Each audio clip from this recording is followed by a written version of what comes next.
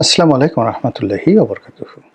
সম্মানিত দর্শক, সাম্প্রতিক সময়ে রাষ্ট্রপতি শাহাবুদ্দিন চুপ্পু এবং প্রধানমন্ত্রী তারেক রহমান সাহেবের মধ্যে যে সম্পর্ক, এই সম্পর্ক নিয়ে ভীষণ রকম আলোচনা হচ্ছে, ক্ষেত্র বিশেষে সমালোচনা হচ্ছে। সাম্প্রতিক সময়ে কালের কণ্ঠের সাথে রাষ্ট্রপতি শাহাবুদ্দিন চুপ্পুর একটি সাক্ষাৎকার এটি সারা দেশকে তোলপাড় করে ফেলেছে এবং রাষ্ট্রপতি শাহাবুদ্দিন চুপ্পু খোলামেলাভাবে যে সকল কথাবার্তা বলেছেন, তাতে করে গত ১৭ মাসের যে সরকার, সেই সরকারের খাতগুলো, ঘাগুলো সব যেন দগদগে হয়ে সামনে চলে এসেছে। এবং তিনি যেভাবে জনগণের দৃষ্টি আকর্ষণ করেছেন এবং যেভাবে তিনি জনগণের মধ্যে উত্তেজনা ছড়িয়ে দিয়েছেন, তাতে করে বেশিরভাগ জনমত তার পক্ষে এবং ডক্টর মোহাম্মদ ইউনূসের বিরুদ্ধে জনরোষ রীতিমতো ফুঁসে উঠেছে। রাষ্ট্রপতি শাহাবুদ্দিন চুপ্পুর এই সাক্ষাৎকারের পর অনেকে নড়ে চড়ে বসেছেন যে তিনি এই সময়টাতে সাক্ষাৎকার কেন দিলেন? আওয়ামী লীগের বুদ্ধিতে, কোনো গোয়েন্দা সংস্থার বুদ্ধিতে, নাকি বিএনপির গ্রিন সিগন্যালে? হতে পারে নানা কৌশল।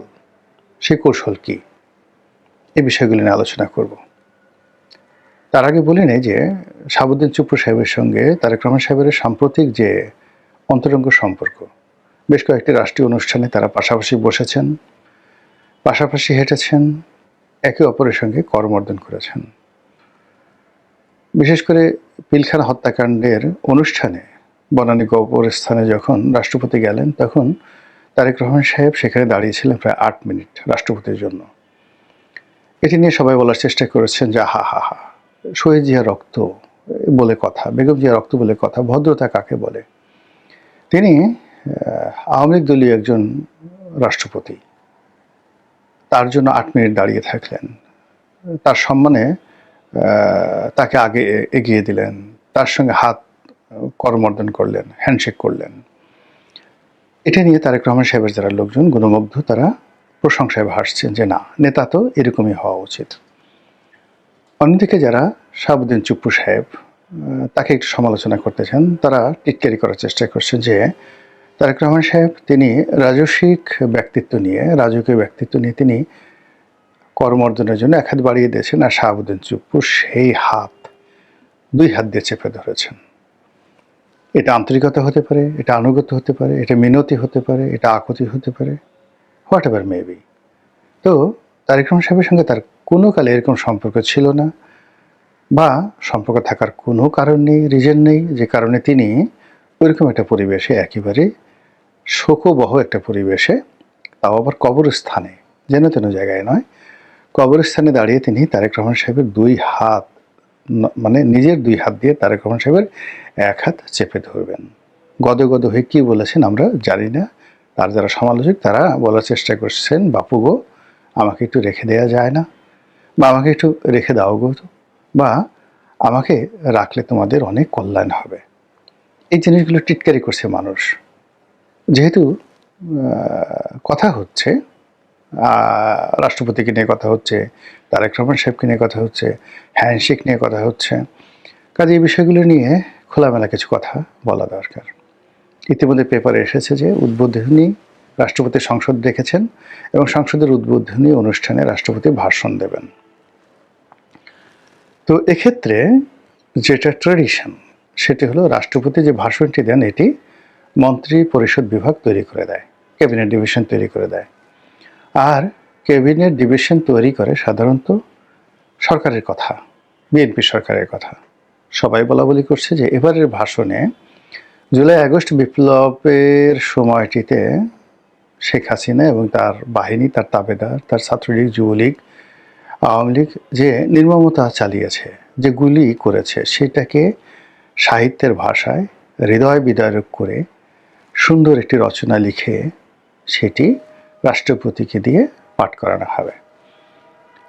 এটি রাষ্ট্রপতির জন্য খুবই বিব্রতকর। তিনি ছাত্রলীগের বাই প্রোডাক্ট, মুক্তিযোদ্ধা, এবং শেখ হাসিনা তাকে অনেক মহব্বত করে ওই পদে বসিয়েছেন।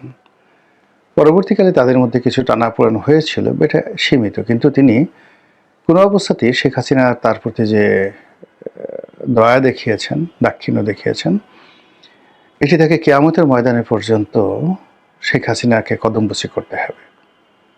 এর কোনো বিকল্প নেই। শেখ হাসিনার প্রতি কৃতজ্ঞ থাকতে হবে। তো যে কোনো কিছুর বিনিময়ে শেখ হাসিনার বদনাম করা, বলা, যে কোনো রাষ্ট্রীয় কালচারের অধীনে থেকে তাকে এই কথাগুলো বলা তার জন্য রীতিমতো অবমাননাকর, কষ্টকর এবং নিজের বর্জ্য নিজে খাওয়ার মতো ঘৃণ্য একটি কাজ হয়ে যাবে। এখন এই কাজ করতে গিয়ে তিনি বাধ্য, মোটেও নয়। তিনি নতুন সরকার আসছে, তিনি পদত্যাগ করতে পারেন, পদত্যাগপত্র তিনি জমা দিতে পারেন, এমনকি তিনি বলতে পারেন যে নতুন রাষ্ট্রপতি নিয়োগ না হওয়া পর্যন্ত তিনি সংসদের অধিবেশন ডাকবেন না এবং নতুন রাষ্ট্রপতির হাতে ক্ষমতা হস্তান্তর করে তারপর তিনি যাবেন আর নতুন রাষ্ট্রপতি সংসদে বিদায়ী ভাষণ দেবেন। এটা তার জন্য কোনো বিষয় নয়। আর তিনি যখন গতানুগতিক এই কাজগুলো করবেন, আলটিমেটলি তার মুখ দিয়ে শেখ হাসিনার কথা বলতে হবে, তার বিরুদ্ধে কথা বলতে হবে এবং তার নিজের কর্মকাণ্ড সম্পর্কেও তাকে বাজে কথা বলতে হবে। এখন তিনি এই কাজটি কেন করবেন, এটা তার ব্যক্তিগত বিষয়। 2 নম্বর হলো যে বিএনপি কেন তাকে দিয়ে এই কাজটি করাতে চাচ্ছে। যদি নেতিবাচক অর্থে আমরা ধরি, তাহলে বলতে পারেন যে এটা বিএনপির এক ধরনের উৎসব।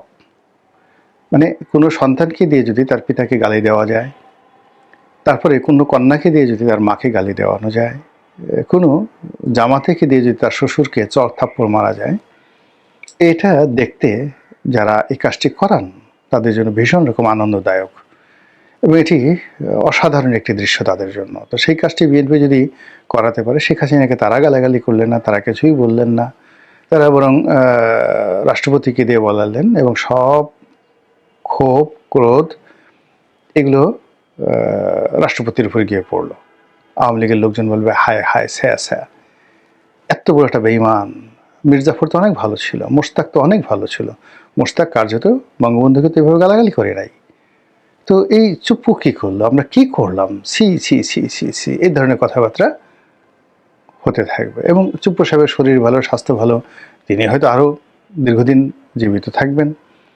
আর রাষ্ট্র ক্ষমতা কী জিনিস, এটি কচুর পাতার পানির মতো, আজ আছে তো কাল নেই। এই যে ইনুস সাহেবের এত ক্ষমতা আজ নেই, শেখ হাসিনার এত ক্ষমতা আজ নেই, তারেক রহমান সাহেবের এত ক্ষমতা কাল যে থাকবে, নট লাইক দ্যাট।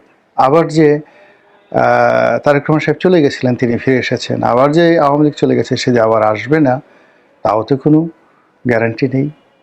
তো সেক্ষেত্রে আওয়ামী লীগ যদি আসে, তাহলে তারেক রহমান সাহেবের আগে এই যে তাদের যে চুপ্পু সাহেব, এদেরকে ডলা দেবেন বেশি। চুপ্পু সাহেব এবং চুপ্পু সাহেবের মধ্যে যারা আছেন তাদেরকে ডলা এমনভাবে ডলা দেবেন, পাটার উপরে রেখে পুতা দিয়ে মরিচ যেভাবে বাটে ওইভাবে বাটনা দেবে যদি শেখ হাসিনা জীবিত থাকে, এবং সেটা চুপ্পু সাহেব খুব ভালো করে জানে। ফলে এখানে চুপ্পু সাহেবকে একটা ঝুঁকি নিতে হচ্ছে, ভীষণ রকম ঝুঁকি নিতে হচ্ছে, এবং সেই ঝুঁকিটা তিনি যে নিচ্ছেন বা নেবেন, এটা এমনি এমনি তিনি নেবেন না।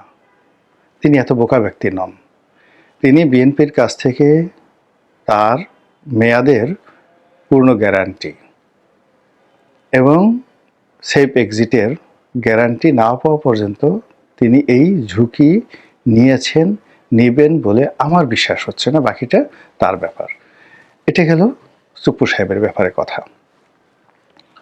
দ্বিতীয়ত হলো যে শাহাবুদ্দিন চুপ্পুকে রেখে দেওয়াটা তার মেয়াদ পর্যন্ত কিংবা এরপরেও সে যদি বিএনপিতে যোগ দেয়, অসুবিধাটা কী?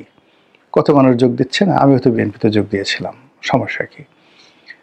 এতে সুবিধা হলো বহু। আমি এখানে 7টা সুবিধার কথা বলছি, আসলে এখানে শত শত সুবিধা রয়েছে। সেই সুবিধা হলো যে গত 17 মাসে যে কর্মকাণ্ডগুলো ঘটেছে, সেই কর্মকাণ্ডের ধারাবাহিকতা একটা নির্বাচন হয়েছে।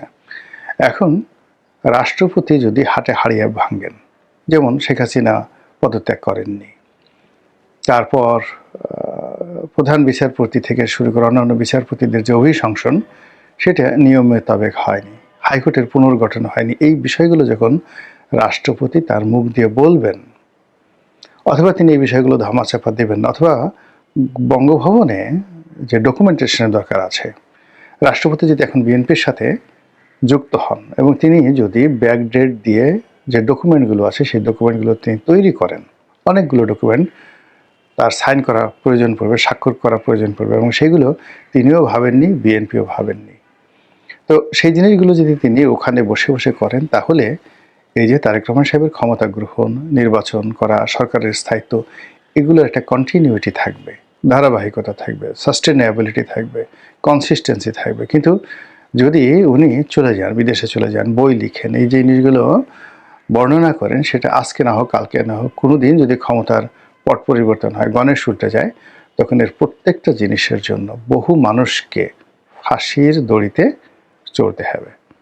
বোঝার চেষ্টা করেন, শেখ হাসিনা পুরো যে সংবিধানকে যেভাবে সংশোধন করে গিয়েছিলেন, তাতে করে মানে রাষ্ট্রদ্রোহিতা এবং সংবিধান লঙ্ঘনের ব্যাপারে যে সকল মারাত্মক অপরাধের কথা বলা হয়েছে এইগুলো, এছাড়া প্রায় 137টি যে অধ্যাদেশ জারি হয়েছে, সেই অধ্যাদেশের ভূত ভবিষ্যৎ, এর বাইরে এই যে নির্বাচনের আগে পরে যে ঘটনাগুলো ঘটেছে এবং নির্বাচন ইঞ্জিনিয়ারিং নিয়ে যে সকল কথাবার্তা শোনা যাচ্ছে, তাতে করে শাহাবুদ্দিন সাহেবকে রেখে যদি অনেক কিছু ছাই চাপা দেওয়া যায়, ধামা চাপা দেওয়া যায়, সেটা বিএনপির জন্য হয়তো নিরাপদ।